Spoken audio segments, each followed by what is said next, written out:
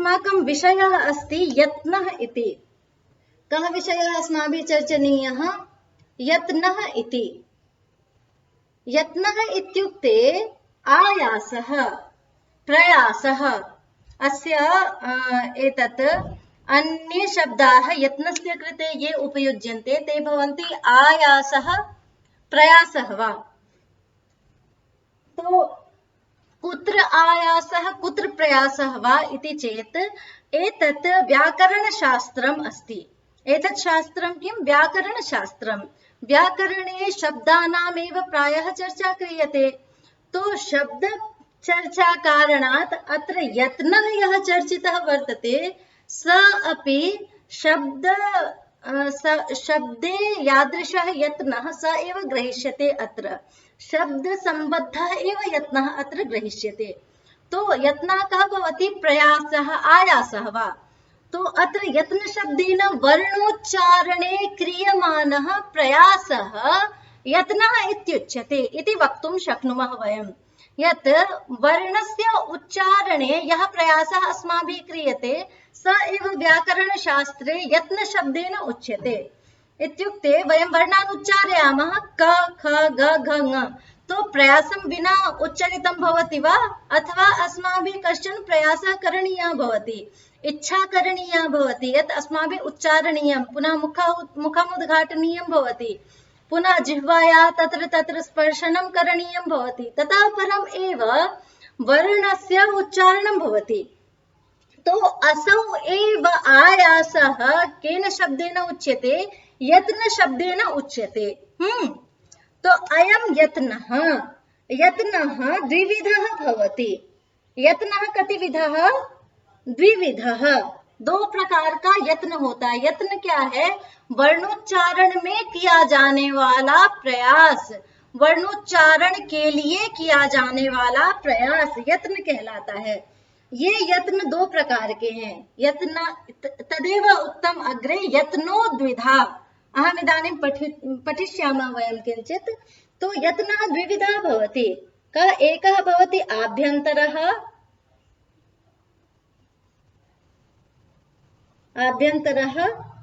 पुनः द्वितीयः भवति बाह्यः।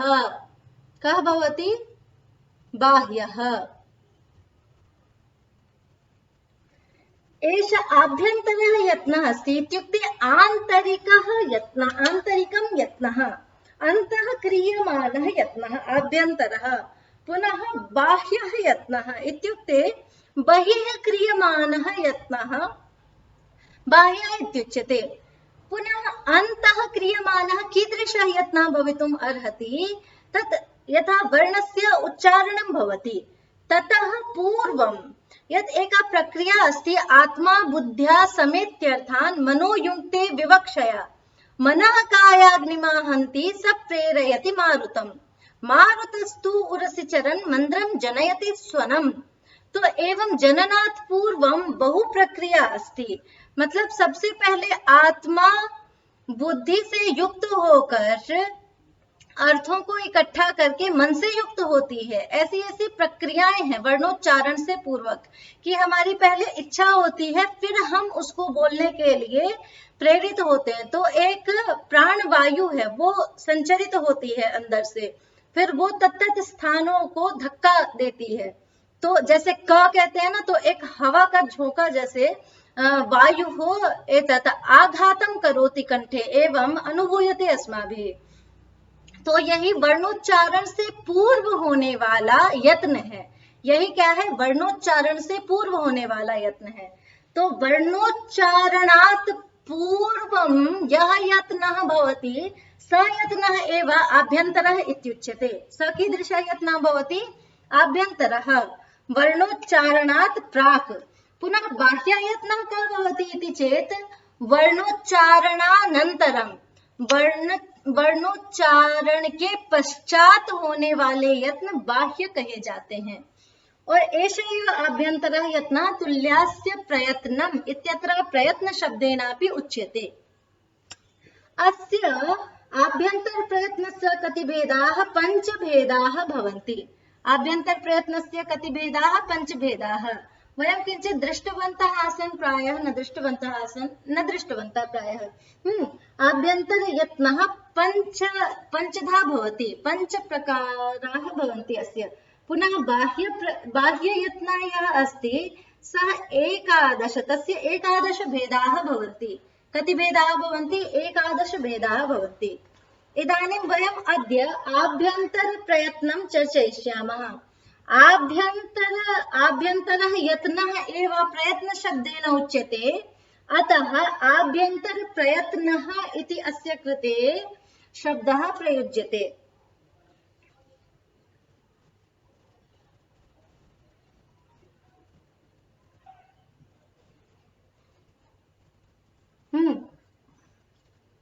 अयम् आभ्यन्तरप्रयत्नः पञ्च भवति इति अस्माभिः इदानीं चर्चितम्। तो तत्र कानि च तानि इति चेत् वयं किञ्चित् पश्यामः। स्पृष्टं प्रयत्नं, कः प्रयत्नः? स्पृष्टः, तत्र स्पृष्टं प्रयत्नः, स्पृष्टः प्रयत्नः, स्पृष्टः, ईषत् स्पृष्टः, ईषत् विवृतः, विवृतः, संवृतः, एते पञ्च भवन्ति। के पञ्च? ईषत् स्पृष्टः, ईषत् स्पृष्टः, ईषत् विवृत, विवृत संवृत, एते पञ्च भेदाः आभ्यन्तर प्रयत्नस्य भवन्ति। तो तत्र पूर्वं वयं स्पृष्टः प्रयत्नः केषां भवति इति पश्यामः। कः प्रयत्नः अस्माकं? स्पृष्टः।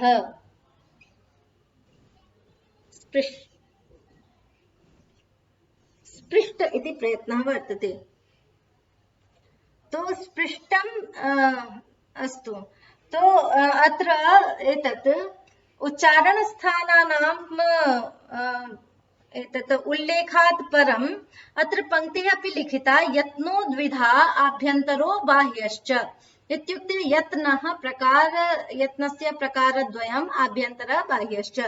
पुनः आद्यः पञ्चधा, अत्र आद्यः यः शब्दः लिखितः तेन आभ्यन्तरः ग्राह्यः। इत्युक्ते आभ्यन्तरो बाह्यश्च इति यदुक्तं, तत्र आद्यः इत्युक्ते आदौ कस्य उल्लेखः अस्ति? तो आभ्यन्तरस्य उल्लेखः अस्ति।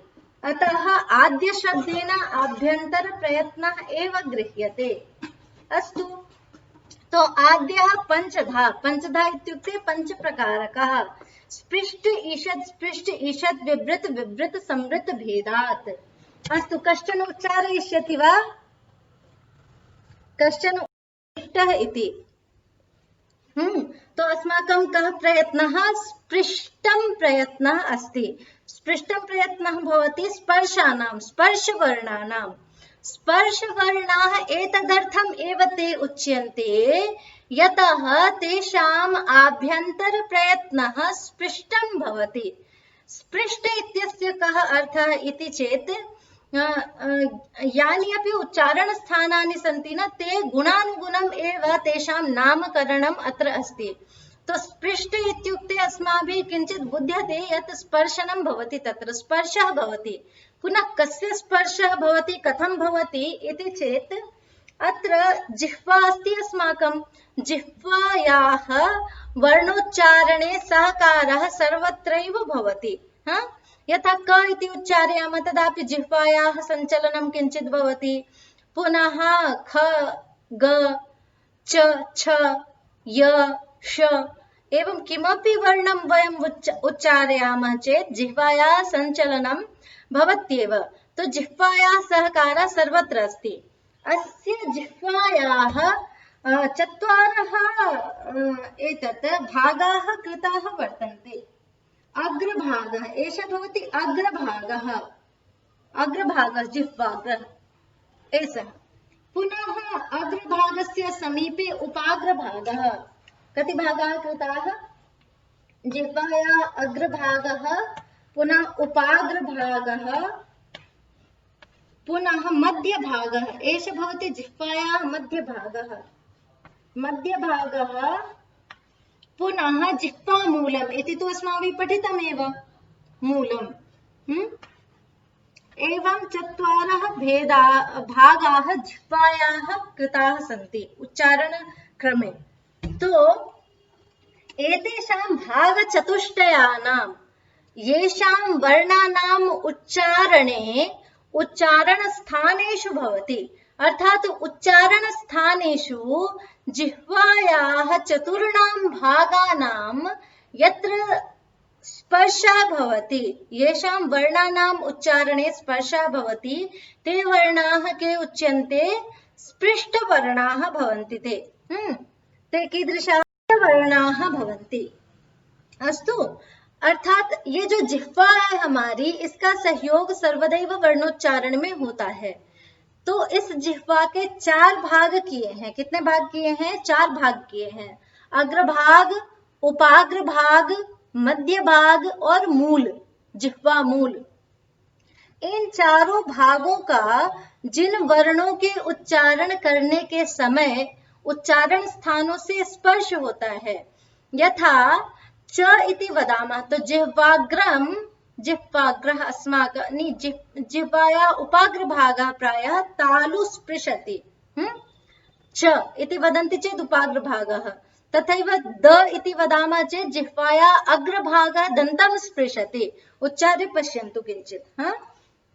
तो येषां वर्णानाम् उच्चारणे जिह्वायाः क्वचिदपि स्पर्शः भवति, तत् प्रयत्नं, सः प्रयत्नः अस्माकं भवति स्पृष्टः इति। सः कः प्रयत्नः? स्पृष्टं प्रयत्नः।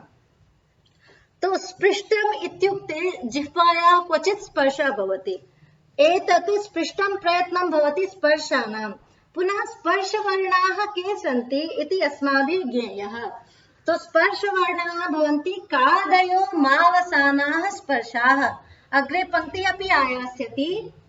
क से लेकर ककारादारभ्य मकार पर्यंतम ये वर्णाः सन्ति। क से लेकर म तक जो वर्ण है उनकी स्पर्श संज्ञा होती है। स्पर्श संज्ञा किनकी होती है? क से लेकर म तक जो वर्ण है। अब अत्र अस्माभिः लौकिकी वर्णमाला उपयुज्यते। लौकिक वर्णमाला अस्ति क ख ग घ ङ च छ ज झ ञ ट ठ ड ढ ण त थ द ध न प फ ब ह म। एवं ककारादारभ्य मकार पर्यन्तं ये वर्णाः सन्ति तेषां स्पर्श संज्ञा अस्ति और तेषाम् आभ्यन्तर प्रयत्नं किं? स्पृष्टं प्रयत्नः तेषां भवति। का प्रयत्नः? स्पृष्टं प्रयत्नः भवति। यतोहि जिह्वाया तत्र तत्र स्पर्शः भवति। इदानीं अस्माभिः किञ्चित् वयं यदि विचारयामः चेत् क ख इत्यनयोः उच्चारणे, ग घ इत्यनयोः उच्चारणे, च छ इत्यनयोः उच्चारणे, ट ठ प फ, ट ठ त थ एतावत् यदा उच्चारयामः तदा तु जिह्वायाः स्पर्शनं भवति, किन्तु प उच्चारयामः चेत् जिह्वायाः स्पर्शः तु न भवति। अतः तस्य प फ ब भ म येषां वर्णानां केवलम् ओष्ठयोः एव उच्चारणं भवति, तेषां स्पृष्टं प्रयत्नं कथं भवितुम् अर्हति?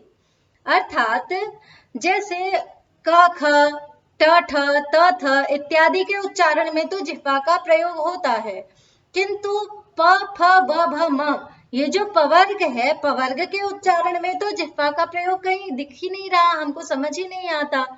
तो इसका प्रयत्न स्पर्श कैसे कह रहे हैं हम? तर्हि अत्र उच्यते अत्र ओष्ठयोः परस्परं स्पर्शनम् अस्ति। ओष्ठयोः प इति उच्चारयामः चेत् ओष्ठयोः स्पर्शः भवति, पुनः फ इति उच्चारयामः चेत् ओष्ठयोः स्पर्शनं भवति। अतः प फ ब भ म इत्येतेषामपि स्पृष्टम् एव प्रयत्नः भवति। तो केषां स्पृष्टं प्रयत्नः भवति? कश्चन वदिष्यति? जागृति जी, जागृति जी श्रूयते वा? वदन्तु कस्य स्पृष्टं प्रयत्नं? आम्, बहु शोभनं। कुचु टुतुपु एतेषाम्। एतदेव किमुच्यते? स्पर्शानाम्। एते कुचु टुतुपु एतस्य समूहः स्पर्शपदेन बोधितः भवति। स्पर्शानां स्पृष्टं प्रयत्नं भवति। स्पृष्टं प्रयत्नः भवति। हाँ, एते स्पर्शवर्णाः एव कुचु टुतुपु एते भवन्ति। एतस्य कृते एव, इसको हम ये कह सकते हैं कि कुचु टुतुपु इनका स्पृष्ट प्रयत्न होता है। या फिर क से लेकर म तक जो कादयो मावसाना, क आदि में है और म अवसान में है, अंत में, ऐसा जो समूह है इसका स्पृष्ट प्रयत्न होता है। अथवा हम क्या कह सकते हैं कि स्पर्श वर्णों का स्पृष्ट प्रयत्न होता है। यत क्योंकि इनका जो है प्रयत्न स्पृष्ट है, इसीलिए इन वर्णों को क्या कह दिया, स्पर्श वर्ण कह दिया। तो स्पर्श वर्णों का नाम से ही हमको स्पष्टम अस्ति यत स्पर्शानां वर्णानां स्पृष्टं प्रयत्नः भवति। पुनः अग्रे चलामः। पुनः अग्रिमम् अस्माकम् अस्ति स्पृष्टं। पुनः एतत् स्पृष्टं किमर्थम् उच्यते इति ज्ञातवन्तः खलु? कश्चन प्रश्नः अस्ति? कश्चन प्रश्नः अस्ति इदानीम्? अग्रे चलामः। आम्, वदन्तु कृपया।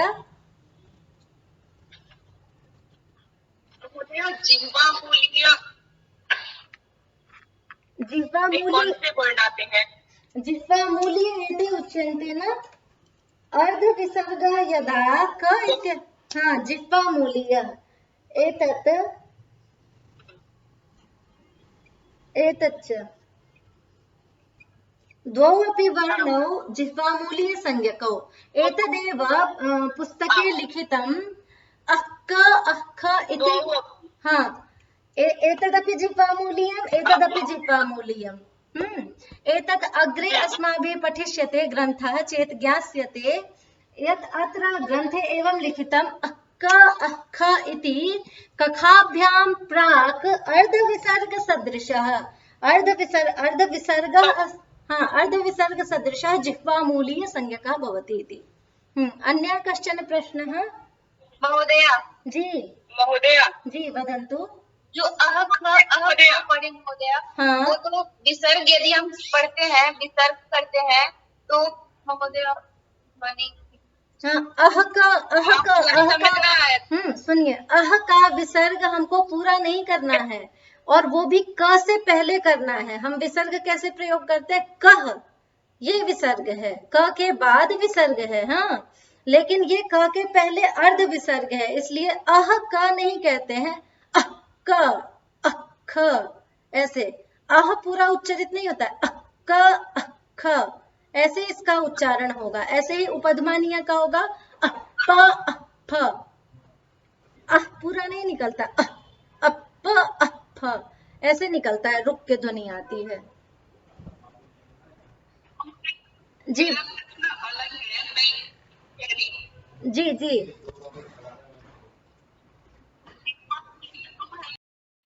यथा एतत् स्पृष्टं प्रयत्नः कृतः अस्माभिः, तो स्पृष्ट प्रयत्ने स्पर्शनं भवति, जिह्वायाः भवतु अथवा ओष्ठयोः भवतु, किन्तु स्पर्शनं भवति। तथैव ईषत् स्पृष्टम् इति अग्रिमम् अस्माकं प्रयत्नः आगच्छति। ईषत् इत्युक्ते अल्पः, ईषत् इत्यस्य अर्थः कः? अल्पम्। ईषत् स्पृष्टम् इत्युक्ते अल्पम् एव स्पर्शनं तत्र जायते, सः कीदृशः भवति? ईषत् स्पृष्ट इत्युच्यते। तो ईषत् स्पृष्टं भवति अन्तस्थानाम्, अन्तस्थवर्णाः अस्माकं कुर्मः, एतत् आभ्यन्तर प्रयत्नं कुर्मः, पुनः सूची निर्मेय अद्य यतः। ईषत्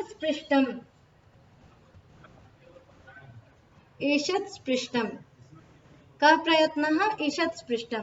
तो ईषत् स्पृष्टम् अन्तस्थानाम्, अन्तस्थवर्णाः भवन्ति य र ल व। यणो अन्तस्थाः इति उक्तमस्ति। के भवन्ति? यण्।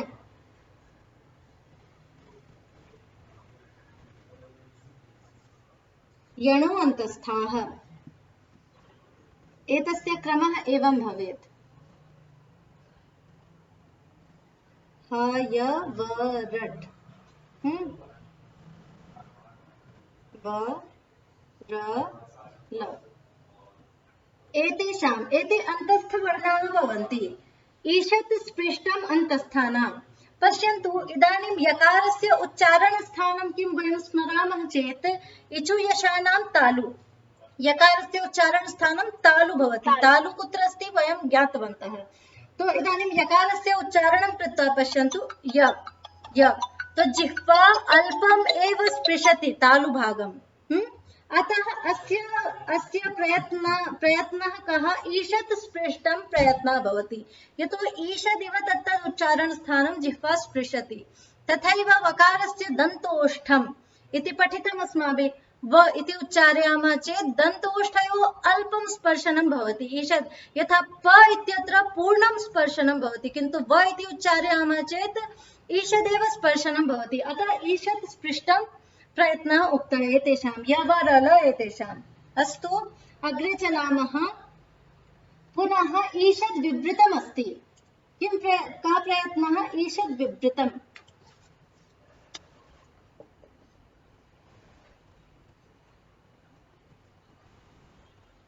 ईषद् विवृतम् ऊष्मणां भवति। ऊष्मवर्णानाम्। ऊष्मवर्णाः भवन्ति श श स ह। शल ऊष्माणः। शल के भवन्ति ऊष्माणः? शल। शल प्रत्याहारे ये वर्णाः आयान्ति ते ऊष्म संज्ञकाः भवन्ति। तो ईषद् विवृतम्। इदानीम् ईषद् विवृतं किम् अस्ति इति वयं किञ्चित् पश्यामः। विवृत इत्युक्ते ईषद् विवृत शब्देन अत्र विवृत इत्युक्ते वायोः अवरोधः यत्र न भवेत्।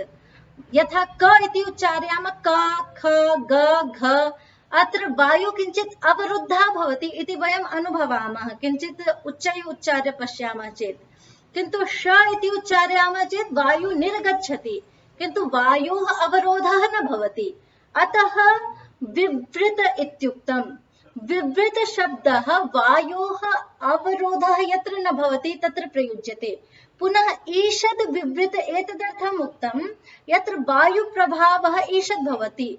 श स ष ह एवं वदामः चेत् वायोः प्रवाहः बहिः भवति। अतः वायोः अवरोधः यत्र न भवति सः प्रयत्नः भवति विवृत। पुनः यत्र ईषत् प्रवाहः भवति स भवति ईषत् विवृत। इत्युक्ते स इति उच्चारयामः चेत् जिह्वा उच्चारणस्थानयोः मध्ये एकः मार्गः उद्घटितः भवति वायुप्रवाहाय। अतः ईषद् विवृत इति प्रयत्नः एतेषां वर्णानां श श स ह एतेषाम् उक्तमस्ति। ह इति उच्चारयामः चेत् कण्ठेन किञ्चन वायु निर्गच्छति अस्माकम्। अतः ईषद् विवृत, ईषद् वायु निर्गच्छति। इतः परं विवृत प्रयत्नं वयं पठिष्यामः चेत् ईषद् विवृत इतोपि स्पष्टं भविष्यति। तो विवृत प्रयत्नः केषां भवति? विवृतं प्रयत्नः केषां भवति इत्युक्ते विवृतं स्वराणां भवति विवृत प्रयत्नः। केषां भवति? स्वराणाम्। इदानीं स्वराणां कृते एव कः शब्दः वक्तुं शक्यते? स्वराः के भवन्ति? एते अचः। अच इति प्रत्याहारः अस्माभिः पठितः पूर्वमेव। तो अच प्रत्याहारे स्वरवर्णाः आगच्छन्ति। एतेषाम् एव अच प्रत्याहारे समागतानां वर्णानां विवृतं प्रयत्नः भवति। कः प्रयत्नः भवति? विवृतं प्रयत्नः भवति। यतो हि अ इति उच्चारयामः अ इ उ, तो वायु सम्यक् निर्गच्छति, कुत्रापि वायोः अवरोधः न भवति। अतः विवृत इत्युक्तम्। किन्तु यदा श इति उच्चारयामः चेत् जिह्वायाः औटर् लैनिङ्ग् यद् वर्तते, बहिस्थभागः यः अस्ति तस्य कश्चन स्पर्शनं भवति, तेन तथा अवरोधः मध्ये मार्गः उद्घटितः। तो ईषद् विवृत इत्युक्तम्। पुनः स्वराणाम् उच्चारणे अ आ इ उ एवं वदामः चेत् सम्यक् वायुः निर्गच्छति। अतः तस्य विवृतप्रयत्नः इत्युक्तम्। विवृतप्रयत्नः केषाम्? अचां विवृतप्रयत्नः भवति, आभ्यन्तरप्रयत्नः विवृत इत्युक्तः। पुनः अन्तिमः एकः प्रयत्नः अस्माकम् अस्ति संवृत इति। कः प्रयत्नः? संवृत इति।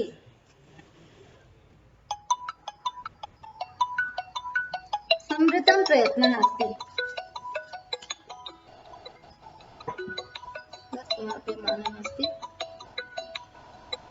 संवृतं प्रयत्नः कस्य भवति इति चेत् ह्रस्वस्य अकारस्य उक्तम्। ह्रस्वस्य अकारस्य। इदानीं संवृतं किं भवति इति पूर्वं पश्यामः। संवृतं भवति यत्र जिह्वा उच्चारणस्थानं किञ्चित् स्पृष्ट्वा ततः दूरे गच्छति। इत्युक्ते अ इति उच्चारयामः चेत् पूर्व किञ्चित् अस्माभिः अनुभवः अस्माभिः अत्र करणीयः। यत्र यत् अ इति उच्चारयामः चेत् पूर्वं स्पर्शनं भवति, ततः परं दूरगमनं भवति। अ इति उच्चार्य पश्यन्तु, कण्ठस्य किञ्चित् स्पर्शनं, ततः परं विवारः, एवं भवति। तो एतादृशः प्रयत्नः एतत् संवृतम् इत्युच्यते। संवृतम् इत्युक्ते पूर्वं स्पर्शनं, ततः परं दूरगमनं, तादृशं प्रयत्नः संवृतम् इत्युच्यते। तत् संवृतं प्रयत्नः कस्य भवति इति चेत् ह्रस्वस्य अकारस्य, केवलं ह्रस्वस्य, दीर्घस्य नहीं, प्लुतस्य नहीं। तो ह्रस्वस्य अकारस्य संवृतं प्रयत्नः भवति। तदपि कदा भवति इति चेत् उच्यते प्रयोगे। यथा वयं रामः इति वदामः, राम, श्याम, घनश्याम इत्यादिकं वयं वदामः। अत्र प्रयोगदशायां संवृतं प्रयत्नः भवति ह्रस्वस्य अकारस्य।